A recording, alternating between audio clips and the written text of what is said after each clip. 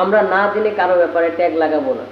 আর যদি এটা প্রমাণিত হয় আমরা না জেনে না শুনে একজনের ব্যাপারে অপরাধের ছাপ লাগিয়ে দিলাম, তাহলে যে ব্যক্তি অপরাধের ছাপ লাগিয়ে দিয়েছে না জেনে না শুনে তাকে ৮০টা বেত্রাঘাত করতে হবে। সম্মানিত বন্ধুগণ, আমরা হুজুগে মাতাল না হই, আমরা কারো ব্যাপারে দোষ চাপিয়ে না দিই, আমরা সুষ্ঠু তদন্ত করি এবং যে অপরাধ করেছে তাকে খুঁজে বের করে দৃষ্টান্তমূলক শাস্তি দেই, যাতে ভবিষ্যতে এই ধরনের অপকর্মের পুনরাবৃত্তি না ঘটে। আর নিরপরাধ মানুষকে আমরা ট্যাগ লাগানোর চেষ্টা করব না, আগে অপরাধী সাব্যস্ত হবে তারপরে আমরা ট্যাগ লাগাবো। সম্মানিত বন্ধুগণ, যারা নিরপরাধ মানুষদেরকে ফাঁসিয়ে দেয় তাদের ব্যাপারে আল্লাহ রাব্বুল আলামিন বলেছেন, এই যে আমরা দেখেছি নেত্রকোনায় একজন আলেমের ব্যাপারে বলা হয়েছে, তিনি আসলে দোষী কিনা এখনো তো প্রমাণিত হয়নি।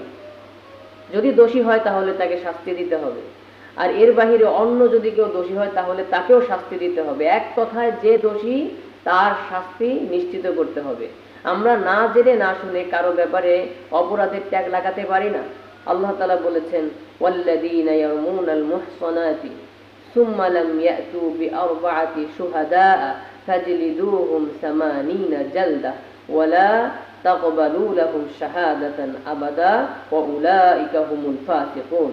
সম্মানিত বন্ধুগণ, একটা শাস্তি একটা অপরাধ প্রমাণ করতে গেলে কমপক্ষে 4 জন সাক্ষী লাগে। এই 4 জন সাক্ষী ছাড়া অপরাধ প্রমাণিত হয় না। আল্লাহ তাআলা বলেছেন, যারা পুত ও পবিত্রা মেয়েদেরকে অপবাদ দেয় এবং সেই পক্ষে 4 জন সাক্ষী উপস্থিত করতে না পারে, তোমরা তাদেরকে 80টি বেত্রাঘাত করো। এটা অত্যন্ত গুরুত্বপূর্ণ একটি কথা। আমরা না জেনে কারো ব্যাপারে ট্যাগ লাগাবো না। আর যদি এটা প্রমাণিত হয় আমরা না জেনে না শুনে একজনের ব্যাপারে অপরাধের ছাপ লাগিয়ে দিলাম, তাহলে যে ব্যক্তি অপরাধের ছাপ লাগিয়ে দিয়েছে না জেনে না শুনে তাকে 80টা বেত্রাঘাত করতে হবে। সম্মানিত বন্ধুগণ, আমরা হুজুগে মাতাল না হই, আমরা কারো ব্যাপারে দোষ চাপিয়ে না দিই, আমরা সুষ্ঠু তদন্ত করি এবং যে অপরাধ করেছে তাকে খুঁজে বের করে দৃষ্টান্তমূলক শাস্তি দেই, যাতে ভবিষ্যতে এই ধরনের অপকর্মের পুনরাবৃত্তি না ঘটে। সবাই ভালো থাকবেন, সুস্থ থাকবেন।